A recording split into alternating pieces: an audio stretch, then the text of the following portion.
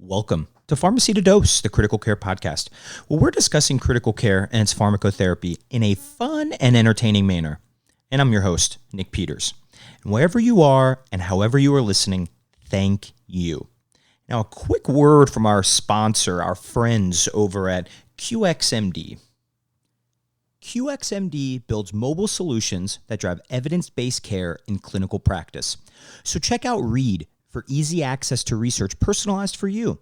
Calculate for over 500 easy-to-use decision support tools, and Learn to earn CME online in minutes per day. Try them today at qxmd.com/apps. Again, that is qxmd.com/apps.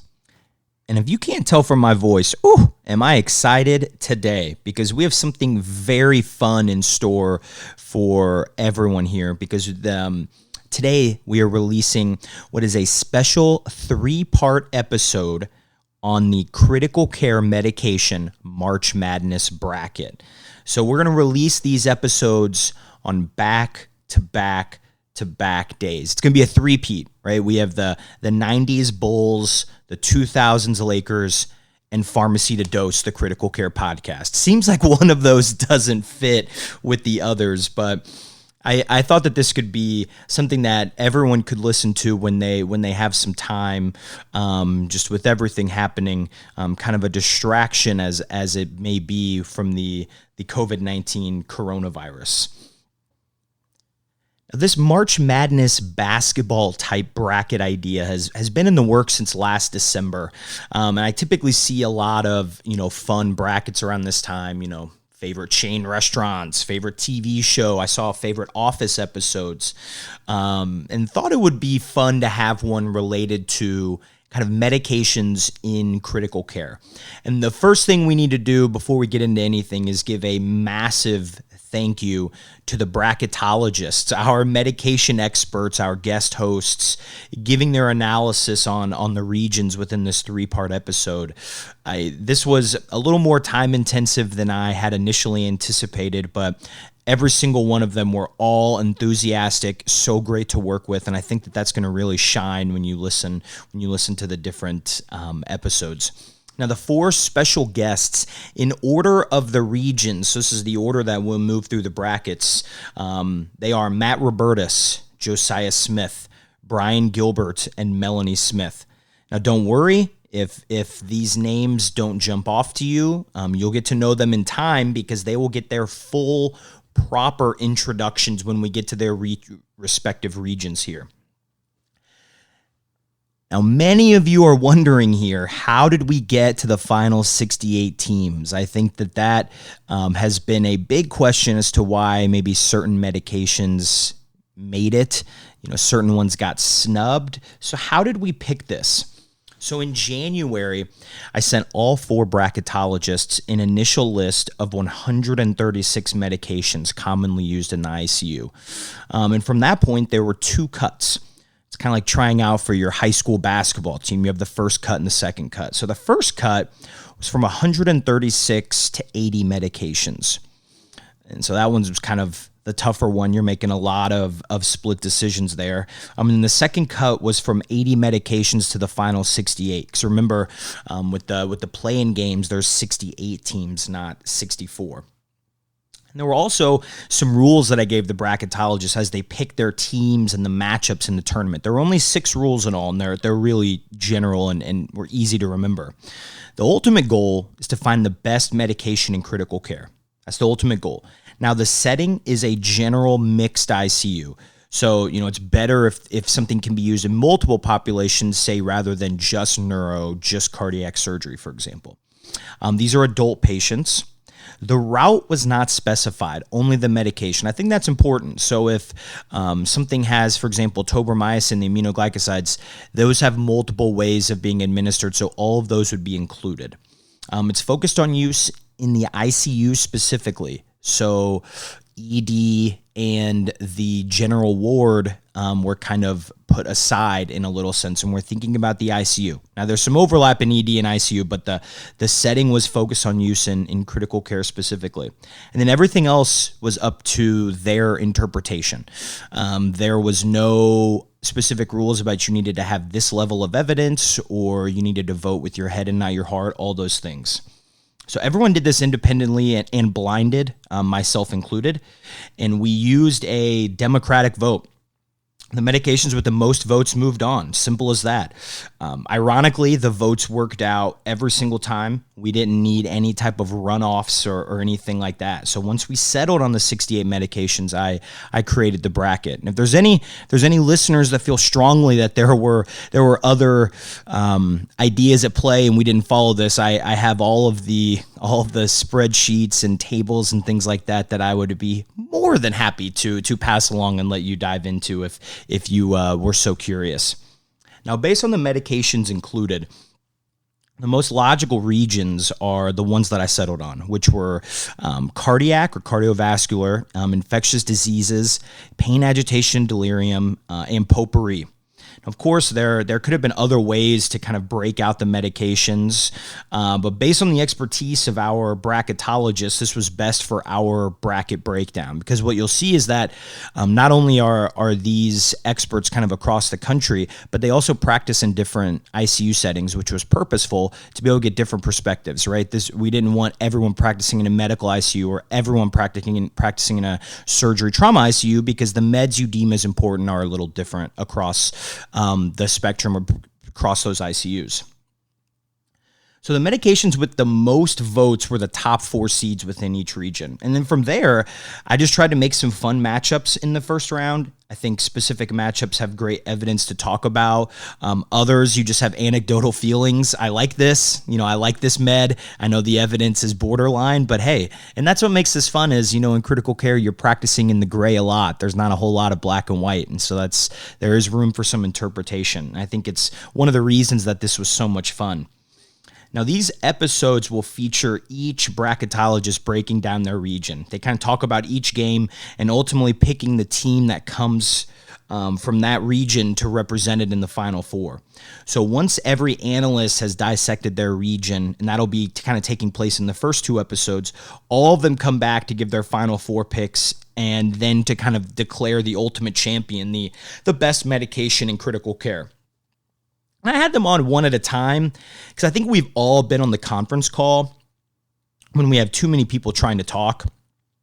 And it's, somebody forgets to put themselves off mute, and you have 3 people trying to talk at once, and you have 2 people that are just not waiting and they're just going for it. And, it's really fun for nobody. So that's why they're recorded individually, because this was done remotely. And then just like they do for March Madness, we're bringing back everybody's favorite terms, the Cinderellas, the Blue Bloods, the underdog, the favorite, overrated. And we try to compare some medications to specific teams from college basketball. Forewarning, if you are a Duke fan, I think by now you may have embraced the hate a little bit, but there is definitely a sentiment that, myself included, a lot of the bracketologists are not big Duke Blue Devil fans for what it's worth, so just kind of tuck that away a little bit. But we compare meds with teams to kind of give some alternate perspective. That was really fun. And then finally, and one of the most fun things is that everyone on Twitter is participating in a listener's bracket. So you, the listeners, get to vote on individual matchups to kind of find the ultimate champion. So you'll get to compare the expert picks to the listener picks and see the similarities and differences. So at PharmacyToDose on Twitter, and definitely participate in the listeners poll. And if you're not already, definitely give us a follow.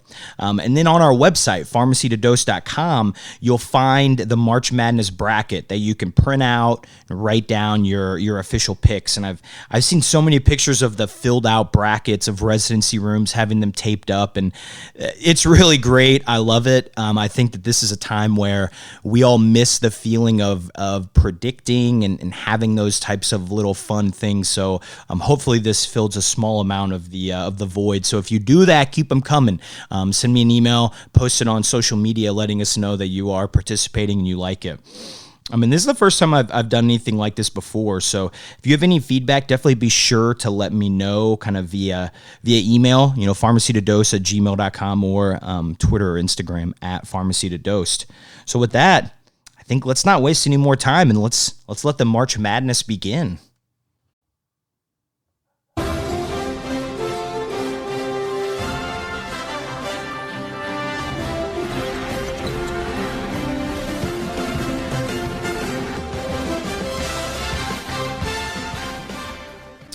Oh, that's some great intro music, isn't it? And we're kicking off our analysis of the critical care medication March Madness bracket. And we have Matt Rubertus joining me as the official bracketologist for the cardiac or cardiovascular medication region. Now, originally from Centerville, Ohio, Matt went to undergrad at Ohio State University and pharmacy school at the University of Tennessee. He did his PGY1 residency at Emory University Hospital, where we were actually co-residents, and completed his critical care PGY2 residency at Houston Methodist Hospital. Since then, Matt has been primarily working in a cardiothoracic surgery ICU setting. Matt, my man, great to have you on. How are you? I'm doing great. How you doing, Nick?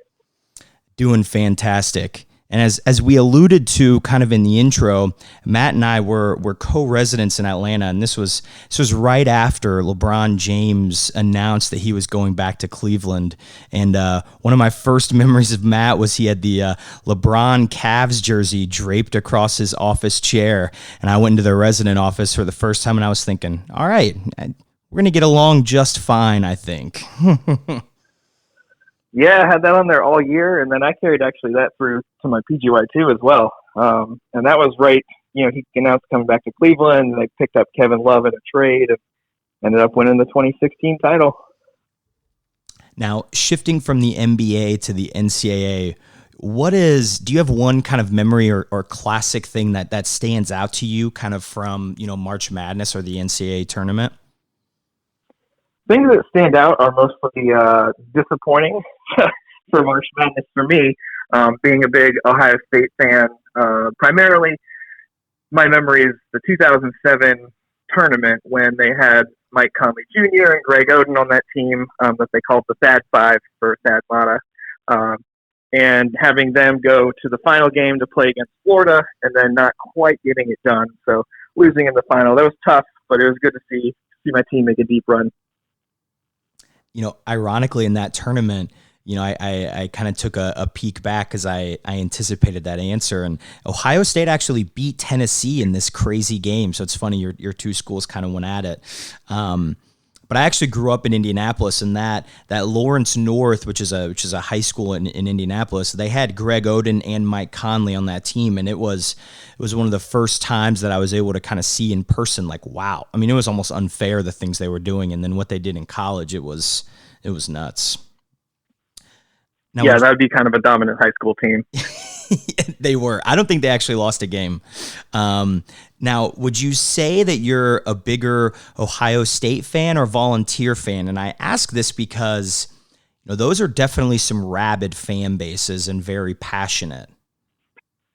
Well, they are, but I'm 100% Ohio State fan. I mean, growing up there, about an hour and a half from Columbus, just watching the games and everybody being so into it my entire life growing up, and then going to school there, really, that's the team for me.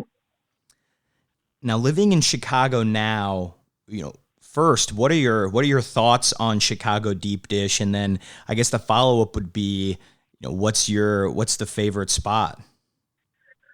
So I'm all in on deep dish pizza. I'm really all in on any pizza, so I don't have any kind of hate for New York versus Chicago style, but it's definitely different, and it's almost it's almost like eating a lasagna or something. You got to kind of knife and fork it. But my favorite place here is definitely Lou Malnati's. I know there's a big rivalry here between Lou Malnati's, Giordano's, Gino's East, things like that, and people probably have strong opinions in your listening base as well. But for me, it's Lou Malnati's. Yeah, I completely agree on that front. Lou Malnati's definitely takes the cake for me. It's weird living in Indy. You'll see Giordano's, chains. They've kind of expanded and they're all over the place. So that, to me, if there was ever any question, kind of go with the one that stayed a little more local. Now, hand up, I do kind of prefer more of the thin crust brick oven style pizza, but it's one of those things when you go to Chicago, you really got to eat as the Chicagoans eat. So definitely a deep dish pizza, and then if you put ketchup on a hot dog, I think they throw you into Lake Michigan as punishment. Yeah, you get banished from the city if you put ketchup on a hot dog. So let's kind of dive in to talk about this fun region, kind of focusing on cardiac medications here. So the top 4 seeds, kind of in order of this region, it was norepinephrine, amiodarone, epinephrine, and vasopressin. So what are your thoughts on the top 4 seeds? Did you have any issues with any of those? No, I think they're good. Norepinephrine was definitely the powerhouse of this region. And even when you sort of pitched the March Madness idea to me initially, my first thought before seeing any of the drugs was, this feels like norepinephrine's game to lose. So seeing them in the 1 seed is definitely good. Yeah, it feels like, maybe Epi or Vaso could be slightly overrated, but nothing outrageous of things that just like, wow, we never use that. Like dopamine isn't getting a top 4 spot or anything like that. I was happy that dopamine didn't even make the bracket. Well, that kind of leads us into the next thing is, what about some snubs? Were there any medications that you thought belonged here, but maybe necessarily didn't make the cut? No, I think the bracket came out pretty well. Like I was saying, dopamine not being on here made me happy, especially when you talk about, the SOAP2 study head-to-head versus Norepi causing more post-op AFib, or not just post-op AFib, but causing more AFib. And we already have a high incidence of post-operative AFib in these cardiac surgery patients. So it's the drug that I almost never use. The 2 that kind of stood out to me, the big one was milrinone, actually. I thought that I was surprised that didn't make it. And then another popular drug that I certainly didn't shed any tears over not making it was digoxin. I'm much less concerned about that one. But those were the two that kind of stood out to me in terms of possible snubs here. Yeah, I'll agree with you on milrinone, but 100% did not need to see digoxin on this list either. Now, this region kind of starts off with a couple play-in games, commonly referred to as the first 4, which is a big shout out to Dayton, Ohio, where these games are always played. And very familiar with Dayton, I know, growing up in Centerville right there. So I know the first 4 probably is something that you like and enjoy. Oh, yeah. It's a big thing in Dayton. I mean, that's about 20 minutes up the road for me is the University of Dayton Arena, where they play all these games. So definitely familiar with that. After seeing, ESPN bringing College Game Day, the big college basketball show, to Dayton, and just seeing how good their team has been with the cancellation. And I really feel for the Flyer fans, because this feels like one of those once in a generation teams that's really not going to get a chance to shine in March Madness and get the spotlight, which is a pretty big bummer. That's one of the first things I thought of when I was reading about the cancellation. And I actually sent a text message to a buddy of mine who graduated from UD, and he still goes to all the games, to see, what his thoughts were about having this team that could make a deep run and then not having a tournament. And he hasn't gotten back to me, so I assume he's pretty beaten up over it. Yeah, when something happens to your team, you typically will ignore everything that happens. So I think that was an accurate analysis there. Now the first play-in game, we have the 17 seed hydralazine taking on the 16 seed atropine, and then our other matchup is the 15 seed lidocaine versus the 18 seed nitroglycerin. So who did you have winning these play-in the first 4? So I had atropine beating hydralazine in that matchup, and really that's just because it's used for bradycardia and ACLS bradycardia algorithms and things like that. And with hydralazine, we have some other options that we could use for blood pressure management. So it was just sort of almost a coin flip for that one. But I had atropine coming out on top. And then in the lidocaine nitroglycerin matchup, I have lidocaine in a big win over nitro, which I'll talk about more once we get into the next round. Yeah, the unpredictable nature of hydralazine, kind of the ability to, maybe greatly overshoot your blood pressure target. You could potentially get some dose stacking due to that delayed onset. I completely agree. It seems like an absolute easy win. And lidocaine nitroglycerin, doesn't it feel like that was a blowout? Lidocaine, we'll talk about it, but definitely seems like they're the mid-major that's getting hot at the right time here. Oh yeah, they're kind of like a Davidson getting hot with Steph Curry. Mm-hmm. Now I don't know about you, But I kind of think that the tournament truly starts when we get to that round of 64 on Thursday. You have games from noon to midnight. So here we are. So kind of moving through the first round, I definitely want to highlight certain games and matchups that are in the region, and then we'll definitely discuss them all. But I want to start with the neuro matchup of the region. Historically one of the best matchups, especially for upsets in the first round, and it's the 5-12. So we have Alteplase, the 5 seed, versus nicardipine, the 12 seed. So how close was this?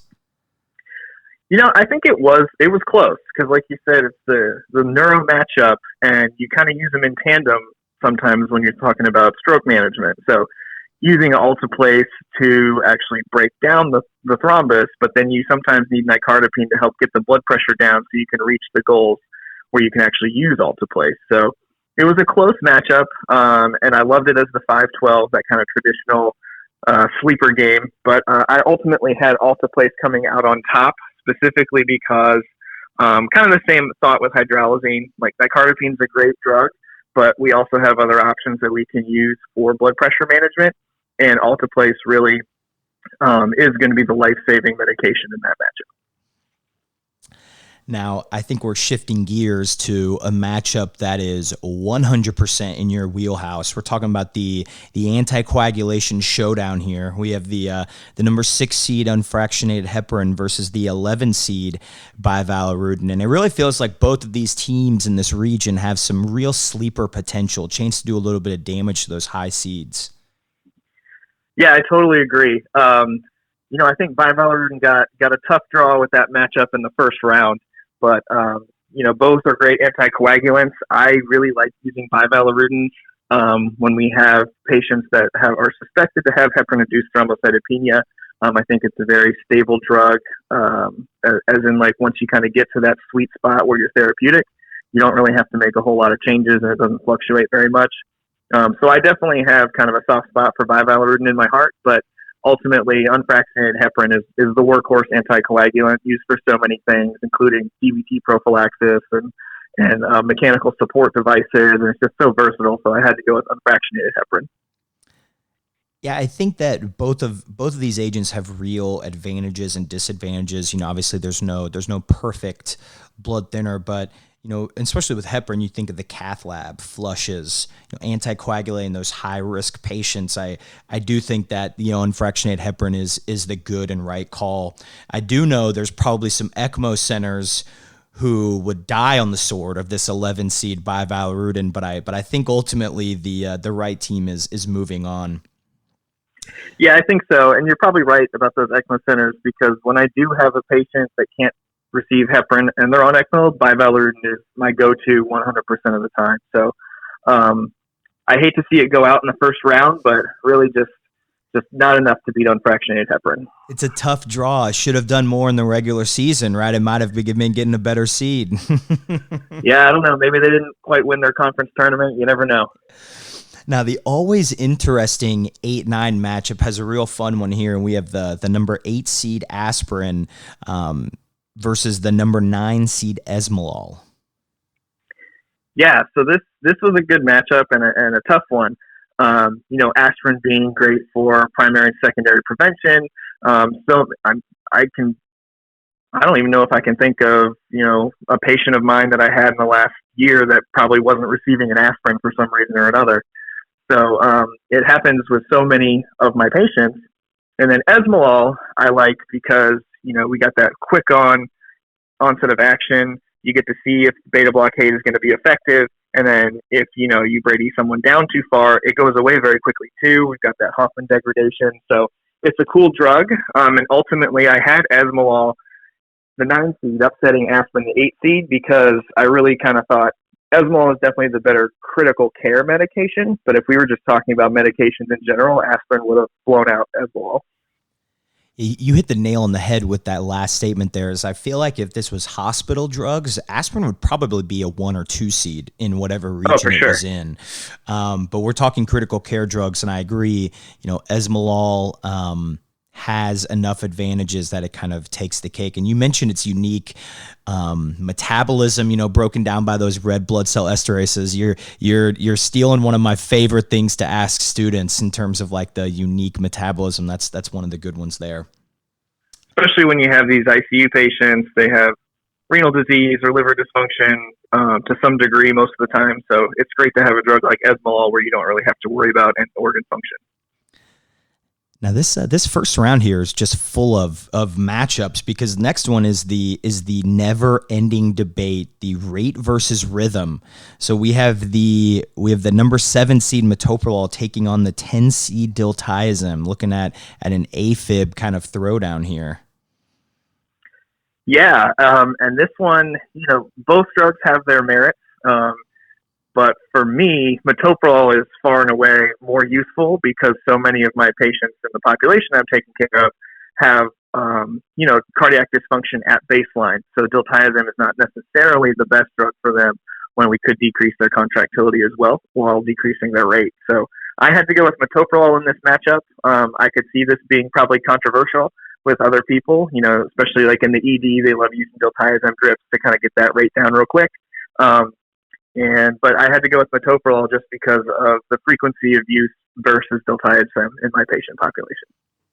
Spot on analysis. Other people may disagree, but I fully agree. I think that's you're right there.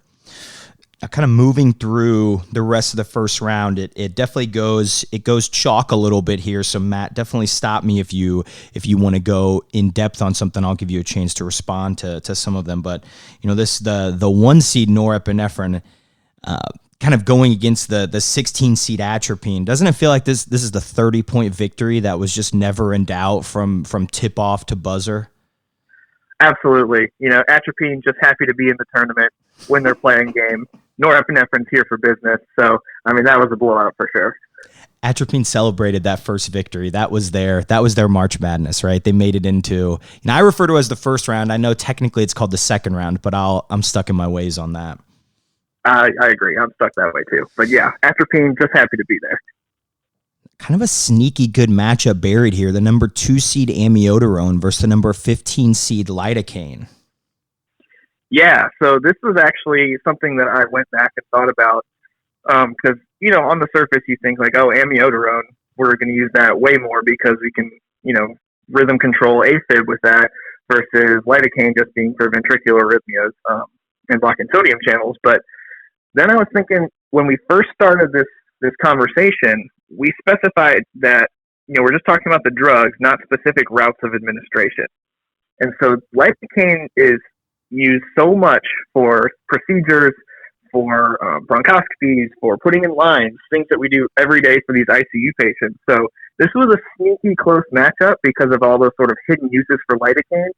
And initially I was just thinking about antiarrhythmics. So lidocaine came very, very close, but ultimately amiodarone beat it out just for its usefulness in rhythm control for AFib and its sort of hemodynamic neutral profile for all these patients that come out of surgery with post-op AFib. Was this our first buzzer beater? This is definitely a buzzer beater. This is like lidocaine coming down with a few seconds left on the clock and missing the 3 to push it possibly to overtime. So they could have moved it to overtime, but didn't quite get it done. Completely agree. So the next matchup we have epinephrine, the 3 seed versus the 14 seed enoxaparin. Yeah, epinephrine being so useful, in all ACLS algorithms, enoxaparin is a great drug, but like I was saying before, with all the changing renal function we have, especially in these cardiac patients following surgery, or even just in general ICU patients, it can be a little bit more difficult to use enoxaparin. I know there are lots of institutions that primarily use it for DVT prophylaxis, but, a lot of times we were using heparin in my ICU. And just having kind of fewer patients that were using enoxaparin sort of had me put epinephrine over the top. And kind of rounding out this first round, we have the 4 seed vasopressin matched up against the 13 seed dobutamine.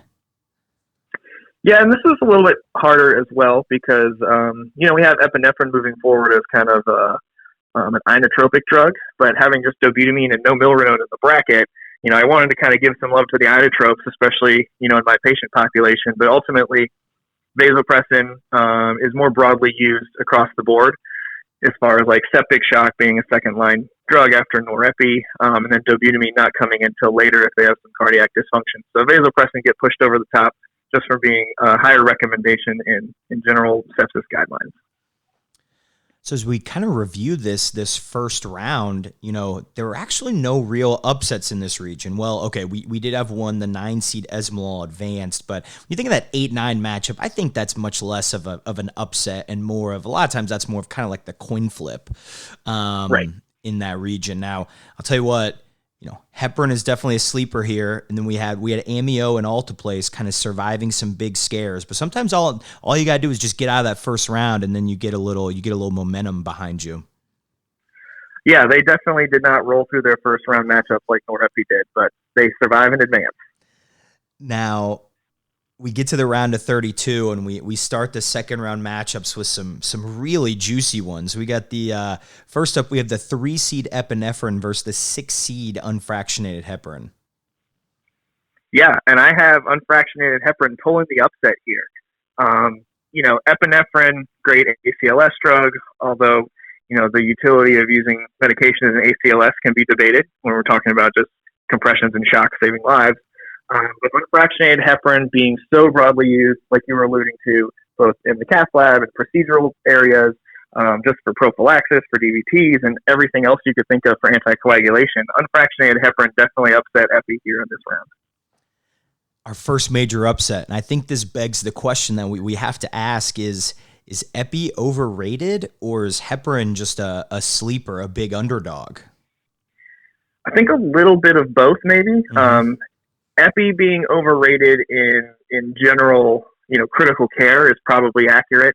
I think outside of a lot of inotropy in my cardiac surgery patients, not a lot of ICUs are routinely using epinephrine for a vasopressor / inotrope. So, I have a little bit of a skewed vision of it being in the unit that uses it the most.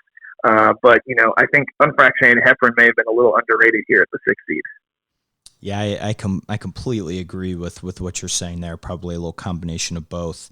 And now, the hits keep coming here. We got 4 versus 5. You have vasopressin, the 4 seed, taking on alteplase, the 5 seed. So alteplase versus vasopressin. This is similar to kind of the epinephrine and unfractionated heparin. Vasopressin is just much more widely used across general critical care. Alteplase, great for things, in neuro ICU, for strokes, things in the ED. But I think vasopressin being used so often in septic shock patients is really going to be what puts it over the top here of alteplase. And I also prefer, knowing that norepinephrine is the powerhouse of the region, having a non-catecholamine vasopressor is a huge advantage because we start targeting alternate pathways rather than just stacking more catecholamines on top of each other. So I think it's very useful. And for that reason, I put it over alteplase.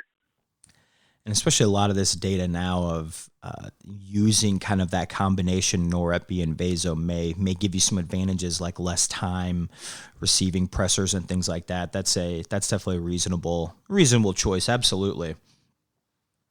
So moving down the region here, we have the 2 seed amiodarone versus the 7 seed metoprolol. This is kind of the post-op AFib prevention matchup here between the two kind of rate rhythm strategies, or I guess just treating or preventing just AFib in general. But who wins this matchup? I had amio coming out on top, even after the first round scare with lidocaine. I think they win this one a little bit more comfortably than the last matchup. Metoprolol being a useful drug, but for the most part, these patients that come out of the operating room after having cardiac surgery are on, a handful of vasopressors or inotropes because they just kind of have some cardiac dysfunction following bypass, and especially if they had to do circulatory arrest, etc. So metoprolol is kind of counterproductive in those patients when we're, kind of adding in a beta blocker while we have them on beta agonists. So for that reason, we use a lot of amiodarone postoperatively. Also being very kind of hemodynamically neutral and not having as much propensity to drop their blood pressure. For that reason, amiodarone advanced in this one. And then rounding out this second round, we got the 1 seed norepinephrine kind of taking on the 9 seed esmolol. Yeah, I thought this was another big win too. I think it's going to be tough to stop norepinephrine just because of its frequency of use and how widespread it is. So they won this one comfortably. Yeah, they've had a pretty easy road so far, going up against atropine and esmolol in their first and second round matchups. They're definitely cruising. You know what? I like to relate some of these meds kind of to either current or classic college basketball teams, and I feel like we have to ask the question is, and I know being a Big Ten guy, this might hurt you, but is norepinephrine kind of the Michigan State of this region? And let me just kind of explain that for a second, because, you have all of these new kind of vasopressors in development, and you have all this new fun literature that comes out. And so a lot of people researching it, and that's kind of the regular season. But at the end of the day, kind of norepi remains standing tall, right? It's first line in a lot of different things. And it kind of feels that way, kind of similar with Michigan State, is kind of doesn't really happens. It doesn't really matter what happens in the regular season as long as they're in position enough. Kind of Tom Izzo's always around in March. Yeah, definitely. I think that's a good comparison. I was almost even going to go bigger and say it's almost like a John Wooden UCLA team. I mean, I think they're just prohibitive favorites in this bracket for sure. In my opinion, I think it's their tournament to lose. Yeah. Okay. I like the historical John Wooden reference, some Indiana love. Just a little throwback for you. So we made it to the Sweet 16, and the Sweet 16 in this region kind of consists of its norepinephrine, amiodarone, vasopressin, and then unfractionated heparin. So kind of 3 of the top 4 seeds coming through. You kind of have the cream rising to the top. This is definitely the power conference blue blood region of the bracket. It feels like no doubt, actually. Yeah, and actually 4 drugs that frequently, a patient is on at the same time. I didn't even think about that till just now. That's you have those 4 channels, and these are going through. You're 100% right. So we have the 2 seed amiodarone kind of taking on more of the sleeper of the region, the 6 seed unfractionated heparin. Yeah, and I actually have unfractionated heparin pulling the upset on amiodarone. Baby. Yeah, upset special. So we got amiodarone, snuck past lidocaine, a little bit more comfortable with metoprolol, but they just didn't have enough to get it done against unfractionated heparin. Some of this is just my personal bias and my sort of passion for anticoagulation and management, but I think unfractionated heparin is just so useful for so many different things and so kind of ubiquitous across critical care that it's got to advance to the Elite Eight. Yeah, and sometimes too, a lot of times you can bathe people in amiodarone and their pressure requirements or their physiology. There's kind of nothing you can do. Whereas, so you got those devices in, you're on ECMO. A lot of times you need a little bit of that anti-coag. So that actually, when you explain it like that, makes a whole lot of sense to me. Kind of a tough draw for this next matchup because we have the 1 seed norepinephrine taking on the 4 seed vasopressin. Yeah, and I think, it's clear to me norepi advances, and that's simply because it's the first-line pressor for so many different things, whereas vaso's not really a first-line pressor for much at all. Actually, nothing's coming to mind that it would be first-line for. But norepi, I like to tell my students, that don't necessarily have a passion for critical care, but they come on rotation a little bit intimidated, and I say, if you need a vasopressor, and you say norepinephrine, you're probably right like 95% of the time. So it's the powerhouse here. Yeah, I say it's a tough draw because there's not much you can do when you're playing the med that's first line for all of these things, and for the most part you're second or third line for most of them. There's not much you can do in that kind of matchup. So yeah, we have the powerhouse kind of moving through. And so, we're going on the Elite Eight here, and it's the tried and true of cardiac meds. You have on one side norepinephrine levofed, the 1 seed, and on the other side unfractionated heparin. And so the winner is? Unfortunately, unfractionated heparin Cinderella run is over. Norepinephrine advances to the Final Four. I think, like I was explaining, being sort of a John Wooden UCLA or your Tom Izzo Michigan State kind of analogy. It's just too powerful to not get out of this bracket. And that says a lot, because this was a hotly contested. There were a lot of good matchups here in terms of like the cardiac region, and the fact that it, when you go through, it feels like they were all very easy until this Elite Eight, until they actually played Heparin, because all the other ones felt like it was just 30-point victories, just shooting from logo kind of games. Oh yeah. Heparin gave them a run for the money, but I mean, just NOREP being first line on all these shock guidelines and all these different things, like it's got to advance. Yeah, and the cardiac region officially goes chalk with the favorite, the 1 seed, norepinephrine, advancing. So Matt, we'll have you back to hear your final 4 picks and ultimate champion in just a bit, okay? Okay, sounds good. Now, moving through the regions in our critical care medication March Madness bracket, I'm joined by a near and dear friend, Josiah Smith, as the official bracketologist of the Infectious Diseases, or the ID region. Now, Josiah Smith graduated with his PharmD from Butler University. Oh yeah, go Dogs. And he completed his PGY1 at Community Health Network in Indianapolis, Indiana, and his PGY2 critical care residency at Midwestern University and Rush University Medical Center in Chicago, Illinois. Josiah is now the critical care clinical coordinator and antimicrobial stewardship pharmacist at St. David's South Austin Medical Center in Austin, Texas. Josiah, my brother, so glad you're joining us. How's everything going? You keeping Austin weird down there?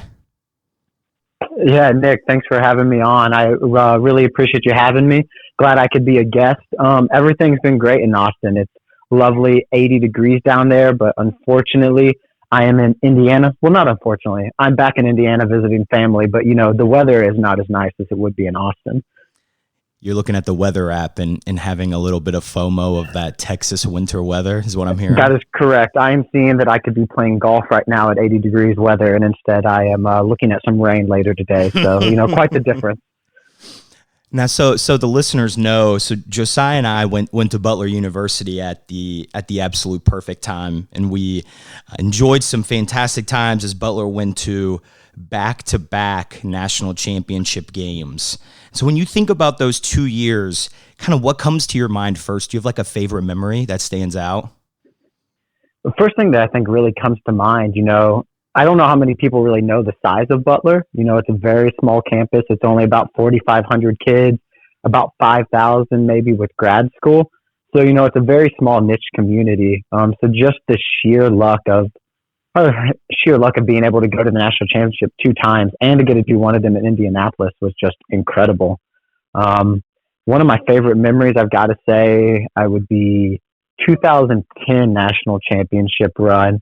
I can remember when we found out we were going to the Final Four, all of campus started storming out onto Hampton, which is like a big street that runs in front of all the dormitories and fraternity sororities. And everybody was out celebrating. And our then president at the time, Bobby Fong, was also in the street. And I can remember him being on people's shoulders and everybody cheering and him kind of crowd surfing. So, just to see that kind of interaction in Indianapolis and then that small of a campus was incredible to be a part of. Yeah, that's the school president who we lifted and put on people's shoulders, and he was walking in the streets. I mean, that is, when you look back, you don't realize how incredible that actually was in the moment. It was, and even more so at that point in time, that was also when Butler was in the Horizon League and really wasn't a household name until after these runs. Now being in the Big East, we're a little more visible, but, we had pretty much a out of nowhere school from who knows where in Indiana that all of a sudden did the impossible and kind of took on the Goliath of Duke. It would have been the greatest shot in the history of sports. I know. I'm sure we will get into it. But we will. It breaks my heart. It hurts to even talk about, to be honest. But yeah, every year at this time, there's a reminder. You will always see one clip of that shot. So. And I think the other thing too is if you're a Butler fan, they just never make it easy. every single game, it's like Game 7 of the World Series. You're on the edge of your seat. If you have cardiac issues, your life expectancy has definitely been shortened by being a Butler fan. I think all of us lost about 18 months of our longevity probably through these runs, but at the end of the day, it was absolutely completely worth it. Yes, I would not change the experience for anything. I would change the outcome, definitely. Now, Austin is kind of known across the country for being home to some of the most really good food, but specifically definitely the most delicious tacos as well. Like Tex-Mex is very big, obviously. Now, as a man, I know you love trying new restaurants. That's one of your things. So I have to ask, where should we be going to get some of this delicious food, some of these great tacos? Yeah, so the beautiful thing about Austin, you really can't go wrong with a lot of the places. You know, we definitely like our smaller local restaurants. Not a ton of chains that necessarily come through there. People always tell you about like their favorite spot in whatever neighborhood they're in. When I think of like Tex-Mex, and you got to remember, this is Tex-Mex. This is not purely authentic like Hispanic Mexican food. So there is like a Texas component to it. One of the biggest ones has got to be like Matt's El Rancho. It's been there for over 60 years. It's busy all the time. Got great queso, great tacos, great everything. The one that maybe not be as commercial, Caitlin and I, my wife, we tend to like to go to this place called Jalisco that's down in South Austin. Fantastic little spot. That it's kind of like our neighborhood spot. It's our go-to. When people are in town, we're going to take them to Matt. When it's just us, we're going to go to Jalisco and get some dinner. You definitely need a spot like that you like, that is just for you to, you want to keep, you kind of put it on blast a little bit. I hope the spot doesn't get blown up now that you put that out there. Right. Yeah, I know. It's a great little spot off William Kane and then Congress down there. And of course, everybody's going to talk to you about barbecue. I mean, the barbecue is kind of king down there, especially being in Texas. So some of the ones I definitely think about in terms of barbecue places, everybody will tell you about Franklin. If you're willing to wait in line for 6 to 8 hours every single day to get some barbecue, I'm sure it's well worth it. I've actually never done it. I just have not invested the time, but people love it. There's a reason why it's sold out of meat every day for years. Other ones I think of, Salt Lick is always a good one. Our personal favorite, again, that's a little bit of a smaller one. It's a food truck. It's called Valentina's Tex-Mex Barbecue. So it's like a little bit of a Tex-Mex spin on some barbecue. And they've got a great little spot down in South Austin. It's a nice little food truck. They've had some stuff featured on Food Network. So some people definitely like know about it if you're like a foodie. But that is definitely our favorite spot to kind of hit up downtown. You can get barbecue tacos, and you can also just get a good pork, good ribs, good everything. And I mean, if everyone hasn't had the chance to visit Austin, it's an absolute blast. Definitely should be on everyone's kind of USA travel bucket list. So some good options to kind of swing through while you're there. So 100%. Let's kind of dig into this region a little bit here. So we have the top 4 seeds, right? And it's Piperacillin and Tazobactam. And I'm just warning the listeners, that's going to be the only time you hear me say that full name. It's either going to be Pip-Tazo or Zosyn throughout this. We don't need alphabet soup throughout. So that's the number 1 seed. And then we have Cefepime, Meropenem, and Tobramycin. Definitely heavy on some gram negatives there. So do you think we got the top correct, or should there be a little bit of reseeding happening? I think there's a yes and no kind of component to this. Piperacillin, Tazobactam, or I'm going to refer to it as Zosyn as well, is definitely everybody's like number 1 you see in the ICU all the time. There's no way you couldn't do this bracket without having Zosyn as like your number 1 seed. The only thing, though, I see is like the antibiotic steward in me really looks at this and I'm like, why are all the botulism antibiotics number 1? So, that hurts my heart a little bit just to see those, but I can completely understand why those are all listed as number 1. I think the 1 through 3 sounds great. The Tobramycin it's not used a ton. I feel like in the ICU, we kind of use it as a latched effort, but everything else is kind of, your bread or butter.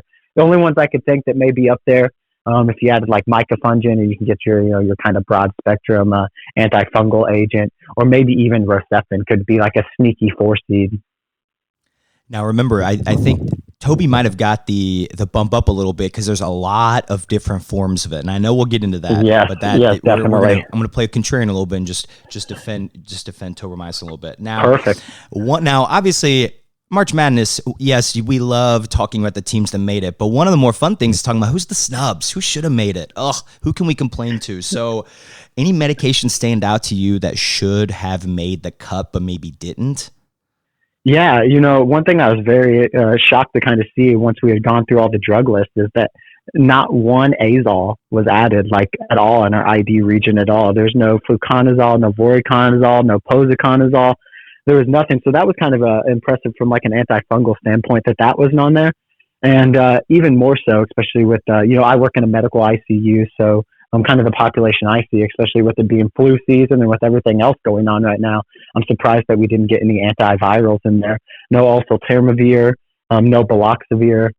So those were kind of the snubs I was surprised not to even see make it on a 1 through 16, or maybe even in a play-in game. Could have been like an 11 seed play-in or a 16 seed play-in or something like that. But those were surprising not to see. The other big standout was Doxy. Kind of covers True. Basically like if you have the really sick patient in the ICU, you don't really know what's happening. A lot of times ID will just empirically put on Doxy for 24 to 48 hours as something could be happening while we kind of sort everything out. So I agree with everything you said. That was the only other one that kind of stood out. Definitely surprised that Doxy wasn't on there as well. But I will say I was happy not to see that none of the newer agents were making it onto the market. So we didn't see any like delafloxacin or ravacycline or anything like that. So I'm glad those are kind of staying behind the scenes, kind of where they need to be at the time. This region's going to be so much fun. I don't think we can waste any much time because there's certainly some matchups we need to highlight here. And I think we start with the 3-14 game. A stewardship pharmacist dream in a sense. You got the 3 seed Mirapenem battling the 14 seed Cefazolin. Yeah, I think that was a great matchup. And, some people will look at that and just be like, Miram, no choice. It's the broad spectrum. It's going to knock out everything. This is the one that we want. But honestly, looking at this was kind of easy for me. I kind of see this as a David versus Goliath thing, and you'll kind of see that among my teams, along these picks. That just kind of has to do with being a Butler fan, being an underdog, just being a shorter guy in general. You kind of just play the underdog throughout life and all those things. As well as like a kind of a stewardship team, you'll see. So when I think of like looking at Ancef versus Miram, I think of Ancef as a very underutilized and underappreciated drug in the ICU. Miram sometimes, while it may be correct, it can kind of seem across as like the lazy man's pick when it comes to looking at a bracket. You see it's got the drug with kind of all the superstars. It covers everything. It's very broad. But when you look at Ancef, with its narrow spectrum, I kind of see it as it's got its place in therapy. You only need 5 guys out on the court to be able to play. So you think about Ancef's coverage. It doesn't have a huge gram-negative spectrum, but it'll cover a lot of your gram-positives, and a lot of your gram-negatives that it will cover are a lot of the ones that are causing some of our most like common infections. So I think just from the simplicity standpoint, and that Ancef is what it is, and it can provide a lot better therapy than some people may give it. I would say that Ancef could definitely beat Miram in this category, and so that is why I decided to have Ancef, Cefazolin move on.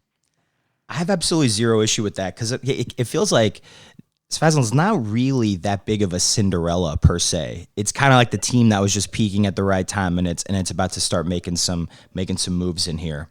Yeah, it's correct. You could see it like kind of like a San Diego State. Like they're great, they're knocking out a lot of people, but everybody's always like a little leery of it. Can they really beat like the champion when they come to it? And so I kind of see it in that sense. Oh yeah, San Diego State. Shout out Kawhi Leonard. So that's right. So moving on, we got the 4 seed tobramycin taking on the 13 seed ceftriaxone. Kind of like an old school versus a new school matchup here. So like with tobramycin, it's like something you would just bring in when nothing else is working. Like you'll get your synergy when you have a little more gram positive. If you need some help with those, and also it's just very diverse in the ways that you can give it. In multiple different ways. Give it IV. Give it inhaled. You have eye drops, you have ear drops via EVD, so it's very diversible. But the issue is that it's also toxic, and it can be very unpredictable in its dosing, and requires a little extra monitoring. So that kind of takes a knock on it. Rocephin kind of seems to be the new go-to in the ICU and even just in the hospital in general. It's not too broad. Some may argue that it is still broad, it's still extended spectrum, but it's also not too narrow. So, I feel like people feel very comfortable with starting ceftriaxone and not feeling like they're really missing anything. If you have somebody that's a high risk for multi-drug resistance or anything, we wouldn't use that for them. But most of the time, if they're not at risk, we just kind of throw Rocephin on.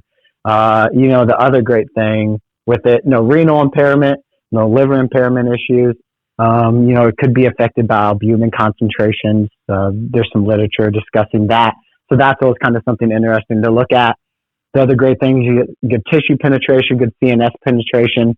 So overall, I think just because Rocephin is, it's the new go-to, kind of the new kid on the block, and tobramycin has kind of been there forever. I just see that Rocephin has just kind of got the new techniques and is kind of going to outplay like tobramycin. So in that sense, I would say I have another upset there with the number 13 ceftriaxone beating number 4 tobramycin. Oh, baby. Back-to-back stunners. Back-to-back upsets.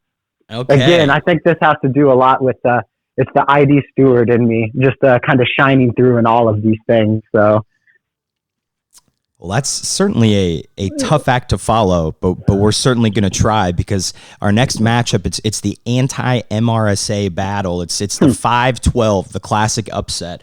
So we have I'm going to say this may be a hot take, but the perennially overrated number 5 seed vancomycin taking on the 12 seed linezolid.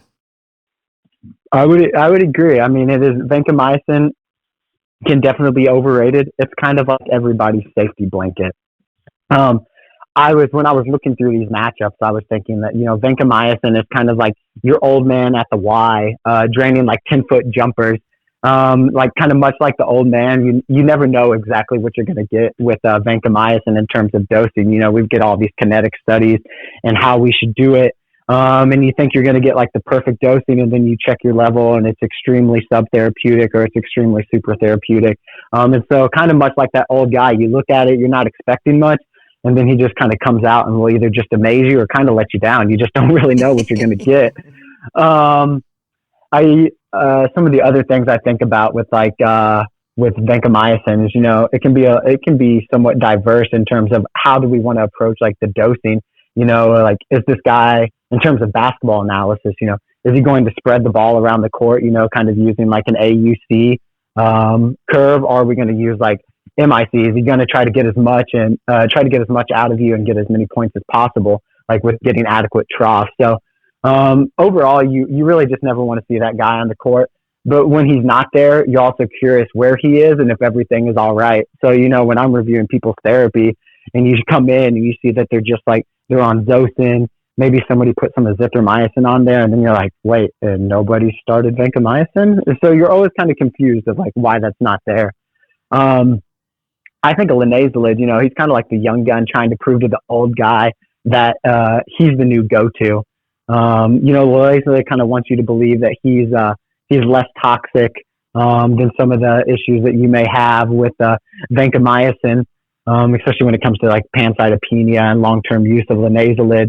And then he kind of's got like some of the newer tricks on the block, some things that like people forget about, using linezolid as like an antitoxin production instead of using clindamycin. But overall, really, you think of linezolid, sometimes he can kind of be static on the court. We always talk about it being bacteriostatic in some bloodstream infections. And he's not always like really killing it like on the court, or even necessarily killing it in terms of just solo production of using it for some MRSA. So with that, I kind of have to go with the old tried and true. No more upsets for me for this current one. So I'm going to have to go with the number 5 seed vancomycin taking and winning and beating the 12 seed linezolid. Wow, you snuck in an incredible dad joke in there. There's a lot of knees that just got slapped with that bacteriostatic joke. I'm a big fan of that one. Yeah. Hey, I may, we're extremely biased as Butler fans, and I may rattle some cages here, but I feel like vancomycin's kind of like IU in a sense. They always talk about banners. They did a lot of success in the past, and then they made it out of this. They made it out of this first round matchup, but we'll kind of see if they live up to the hype. I think that's a great analogy.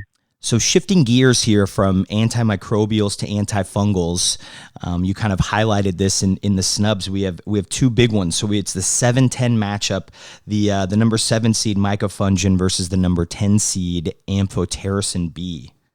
Yeah. Honestly, I didn't think this one was too tough for me. I kind of saw it as a clear-cut winner, mycofungin kind of all day.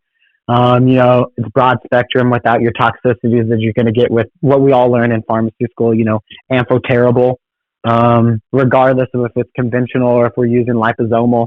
The other great thing with mycofungin, you don't have to worry about your adjustments for renal or hepatic impairment. And then you're also just not worried about destroying your kidneys with using amphotericin and making sure we get everybody well hydrated. With that case, especially now with the recommendations of potentially using broader spectrum antifungals early on in therapy, I would definitely just go with mycofungin over amphotericin and just kind of keep amphotericin in your back pocket. So I'm for sure going to say mycofungin beats amphotericin here. Yeah, the point you made was what I thought of as, like, especially depending on where you are in the country, because this might not be the case everywhere, but the echinocandins are probably your first line kind of empiric antifungal while you're trying to figure out everything. So it makes sense that they advanced here. That is absolutely correct. And then Austin, we definitely don't use a lot of amphotericin. I honestly see a lot more people on azoles than I necessarily see on echinocandins. Now, this 8-9 battle, I think it's one that pharmacists are waging on a likely daily basis. It's the stress ulcer showdown. It's the 8 seed famotidine taking on the 9 seed pantoprazole. Yeah, and so I thought this was like a perfect seeding for these two. You're kind of like looking at it every single day during rounds. It's kind of a question that comes up: do they need Pepcid? Do they need Protonics? Do we need these at all? And so I think it's a perfect match for that. When I look at it, I still look at it from, since this being the ID part of it, I really look at it in terms of it from an ID standpoint or your increased risk of ID issues.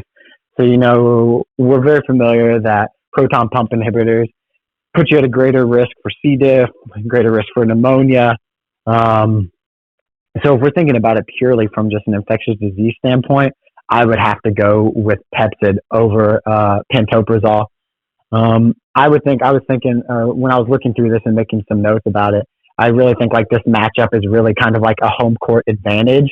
Really just depending on what your hospital's practices are, is really going to depend on probably which way you lean. My institute definitely favors H2 blockers over PPIs. We favor nothing at all if we can get away with that. But I will definitely go with the famotidine over pantoprazole. Now let's play a little contrarian here. Because I completely agree from the stress ulcer side of things. Let's just hope there are no GI bleeds in that unit. Yes. Because then we're going back to the old school continuous infusion H2 blockers. But that is the issue. We have luckily gotten away at our institute from using continuous infusion. So all our GI docs are on with BID dosing. So that's been promising from that standpoint. Now, in this region, we also squeezed in a battle of the cations. So we have the 6 seed calcium matched up against the 11 seed magnesium. Yeah. I like this matchup. It really just depends on, both these drugs are great, very highly utilized in the ICU, especially during code-like situations.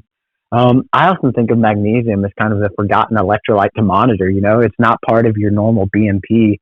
You have to order it separately along with like mag and phos. So a lot of times you're going in for the day and you're trying to check out, you're like, oh, my potassium level is this, but there's no magnesium because nobody ordered it. And so sometimes it's difficult to assess those.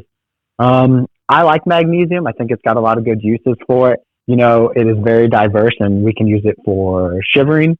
We can use it for torsades, VFib, pulseless VTAC, upset stomach if you use different magnesium salts, constipation, we're all familiar with it. But we get down to that point of having to give somebody mag citrate, which I would not wish upon my worst enemy. So I like the diversity of magnesium when it comes to this. Calcium, we know it's incredibly important for its cardioprotective effects and its just overall use and how our body works. But just because of the diversity of magnesium and the different salts and how we can use it, I'm going to go with another upset here where magnesium is going to beat calcium, which may be a little controversial to some people, but that would be my reasoning. Well, I think if you're just looking at the cardiac side of things, then that's a bloodbath matchup. But when you talk about every other thing that magnesium can do, I mean, they'll even use it for asthma exacerbations, right? So I think all those things considered, that's what kind of pushes it over. So I think that is a fair point. Now, the last two, I think these are, you had some really good matchups earlier. I think these are kind of like, we may be going chalk here. So we have the powerhouse 1 seed, Pip-Tazo, kind of taking on metronidazole, the lowly 16 seed, the try to think what the Big West Conference champion here. Yeah. I'm thinking, so like, I look at this and, everybody every year is hoping for that 16 upset versus the number 1 seed. But as for now, I think Virginia can keep its reign as the only number 1 seed ever to lose to a number 16. So there's not going to be a UMBC Virginia upset here. I think of Zosyn, as the kind of the partner of vancomycin. It's something that you're going to see on pretty much every medical ICU admission patient for anybody that comes in with concern for sepsis or any type of infection.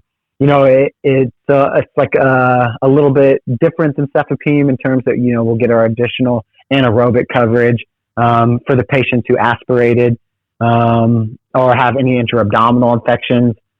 I kind of look at like metronidazole. I think of it as like a Division III team trying to take on like the powerhouse of like Duke or something. But then this Division III team is also missing its number 1 player because, and in terms of that, saying it doesn't have broad spectrum coverage. So it's like Zosyn's like a little cousin or something. It's just like, it's looking up to you. It wants to be you, but it still just hasn't grown into itself. And, Zosyn's always kind of going to overpower it. Also just kind of looking at flagyls use now and things these days. Something that we would use standard all the time for C. diff, even like 2 years ago now is not even recommended as like even a first line option. We would just use vancomycin alone. So flagyl is really kind of more plug and play when you need it, or based on drug shortages. If we have issues with that, that's when we may be considering using flagyl, but it just doesn't have enough to take on Zosyn at this point in time. So I think, it's obvious that Zosyn is going to beat metronidazole in this matchup. And then rounding out the region, we have the 2 seed cefepime playing what I would describe as kind of like the tricky 15 seed IVIG. Yeah, it's definitely it was an interesting matchup to think of it, or when you look at it just from like a basic standpoint. I think of, IVIG is kind of a forgotten drug. And when we think of it for like antimicrobial or any ID things, we're kind of using it for these rare disease states in the infectious disease world, where we're kind of having like some like last ditch options, or we're just trying to reset our immune system by using some IVIG. It just can't work. It just can't compete, I guess, with the powerhouse that is cefepime, something that's tried and true on a daily basis that we use in our unit. Cefepime is going to be utilized in way more of our patients than we're going to be using IVIG.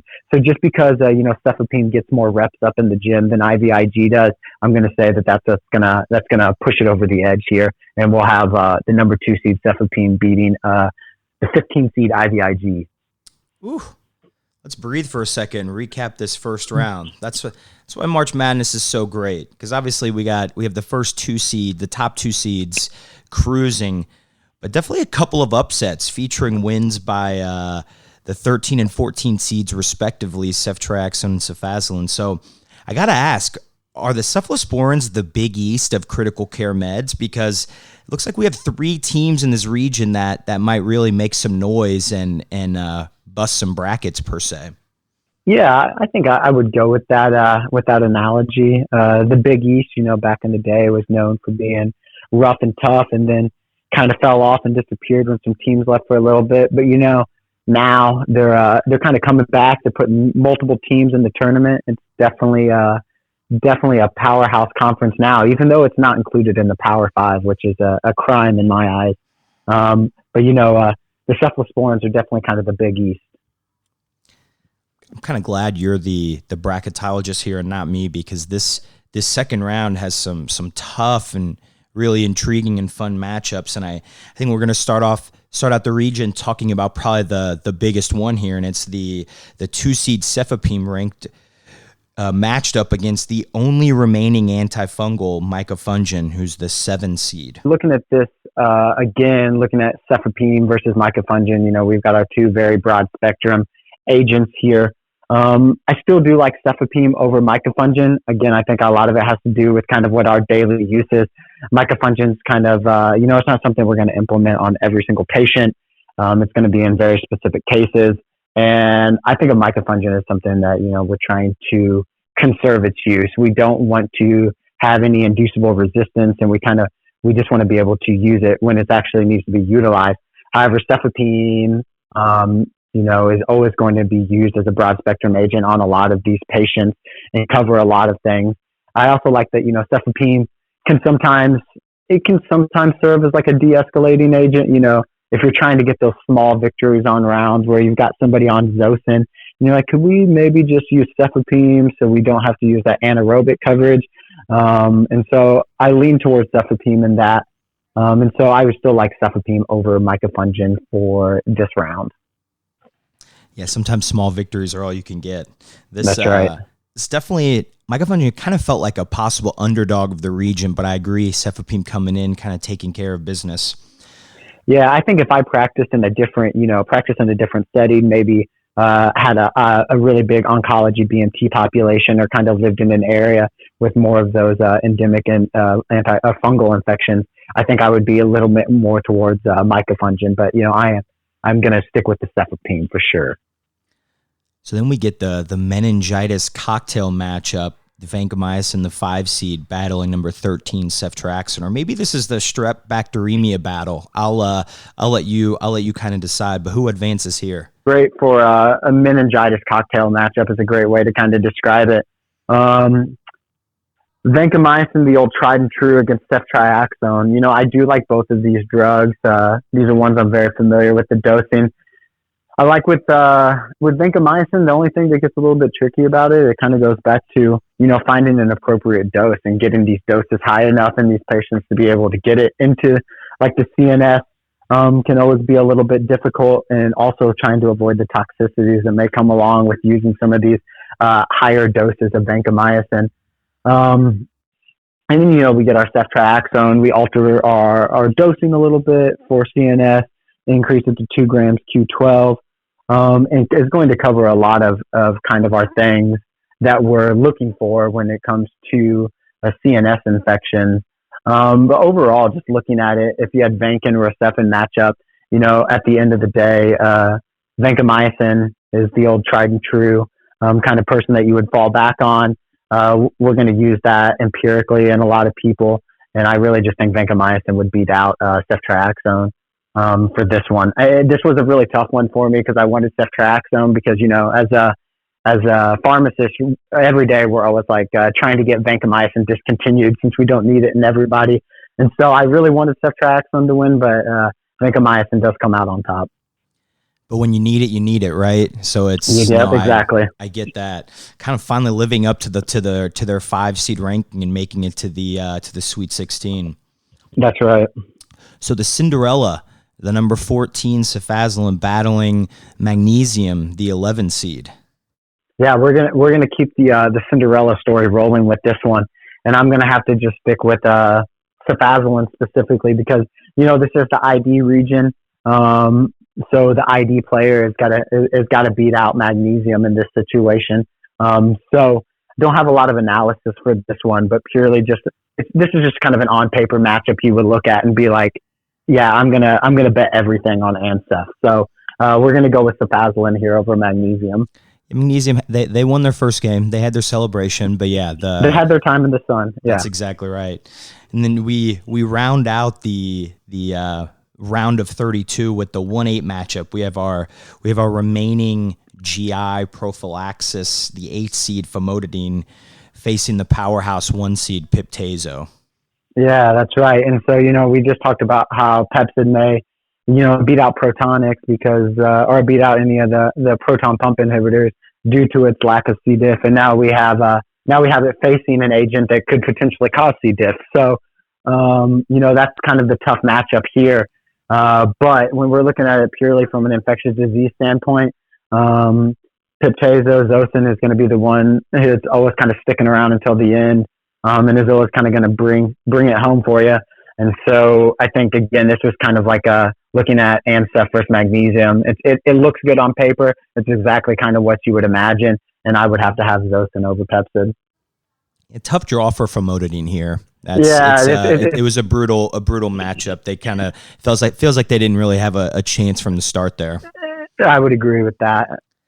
So we have 4 teams heading to the Sweet 16 from this region. So it's Pip-Tazo, Cefepime, vancomycin, and cefazolin. So it feels like a great mix of top seeds and underdogs here. Now this first matchup is absolutely great. I used to joke that the $1 million idea to help me retire in my 30s would be to create a called Vosin, the combination Vanc and Zosyn, and that's what we have. That's what we have here. We have the most commonly used empiric antibiotics kind of pitted against each other. The 1 seed Pip-Tazo taking on the 5 seed vancomycin.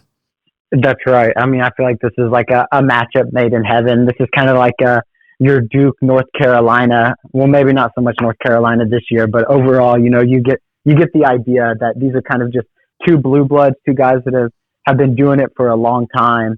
And so I think this is a great matchup. When I look at it overall, I'm going to have to say Zosyn's going to survive here because kind of like in practice, it's most likely going to be hanging around until the end of your antibiotic duration. Whereas, vancomycin, we'll hopefully get an early exit because we'll usually hopefully get that discontinued in 48 to 72 hours once we kind of get these rule out labs.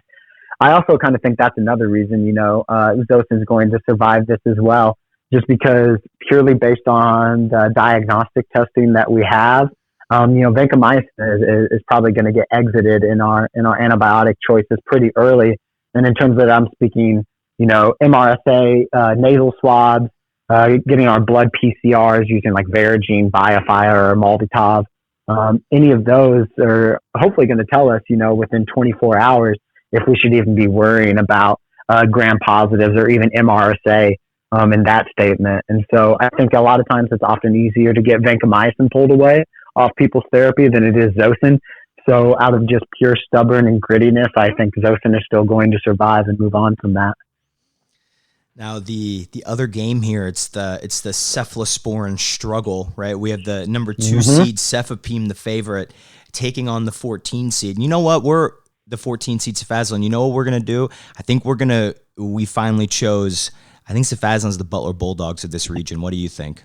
100%. I think even from the get go, before even breaking down this, I am a big proponent of trying to use Ancef when you can. And it is an underdog, kind of much like Butler was. So I would greatly agree with that. So who wins this heavyweight matchup here, the favorite versus the underdog? Yeah. So I kind of like looking back at this and kind of going back with some more references back to the Butler days. I look at this as like Michigan State and Butler played each other in the Final Four in 2010. And, I kind of see Cefepime as Michigan State. They've been around for a long time. They're always good at what they do. Got a great coach. But Ancef is kind of like it's a no fluff. This is what you get. Kind of like the Butler Bulldog mentality. We may not have the flashiest players or the highest ranked players, but we've got the players that we need to get the job done. And so I think of that as like a lot of times our infections are going to be staph related. MSSA, E. coli, Proteus, Klebsiella, and Ancef has perfect coverage for that. I like that Ancef is an option, for pre-op, post-op antibiotics, and it doesn't have a lot of toxicities that necessarily come along with it, and it's fairly easily dosed. So I'm going to go here with a actual upset again, and say that number 14 cefazolin is going to be moving on to take on Zosin in a surprising upset against the number 2 seed Cefepime. Wow, what a road, beating Mirapenem and Cefepime in 2 of the last 3 matchups. You said it, gritty, not pretty, is what that feels like. That's correct. Coach Jordan would be proud to hear that. So we go into the Elite 8, and then there were 2. We have the Duke of the region, the number 1 seed Piptazo, battling the underdog, the number 14 seed Cefazon. So it's a Butler Duke rematch. So do we have a different outcome here? So unfortunately, I can't say that there's going to be a different outcome for this. As much as I want to see Cefazon, and from my ID stewardship standpoint, I want to see it go on. I still just can't see it upsetting Pipercil and Tezo back to him for many of the reasons I laid out before. So I wish that shot would have gone in just like that, just like it would have against Duke, but it's not going to happen in this matchup. So I'm going to have to go with Zosin. Tough to swallow, but they definitely fought a valiant fight. So the Final Four, the 1 seed advanced here, Piptazo. I know deep inside that hurt you that they advanced, didn't it, as the steward? It does. I definitely see Zosin's utility in practice, but it can definitely be a safety blanket for many. And I think we can get away with a lot of alternative therapies. Just like I think there's a lot of good basketball teams out there that could definitely beat some of those Goliaths out there, but it's not going to happen for that. And so, unfortunately, yeah, Zosin is going to continue on, but rightfully so. It's kind of earned its spot. Now, we haven't heard the last from Josiah. He'll be breaking down the Final Four in just a bit, so hang tight for that. Well, what a great time so far. We're going to end with the cliffhanger here, like it's an old cable TV show, leaving you wanting a little bit more. Another huge thanks to Josiah and Matt, and don't worry, they'll be back in the third part of this series to break down their Final Four picks. Tomorrow, be sure to listen to part 2 of the 3-part episode breaking down the critical care medication March Madness bracket. Melanie Smith and Brian Gilbert give all of their insider knowledge and expertise in the PAD and potpourri regions. So if you haven't already, definitely be sure to go to the official Twitter account at PharmacyToDose to cast your vote in the listeners bracket. And then if you're not already, go ahead and toss us a follow. And there's also a printable bracket that's available to be downloaded on our website, PharmacyToDose.com. If you're missing that feeling of filling out a bracket with a pen and paper, kind of posting it on the fridge or something like that. And the other thing I kind of wanted to address is you'll notice a shift from part 1 to part 2, and the big difference is we've been recording these remotely, and when I interviewed Matt and Josiah, the tone, awareness, and emergency preparedness of the country was not what it is currently today. So that's why we were still talking about going to places and favorite restaurants and things like that. And, we delve into that a little bit in the others, but that's why there's a little bit of a shift, is just frankly, we didn't know all of this wasn't in place just yet. So that's why it's a little bit different, but hopefully unnoticeable for most.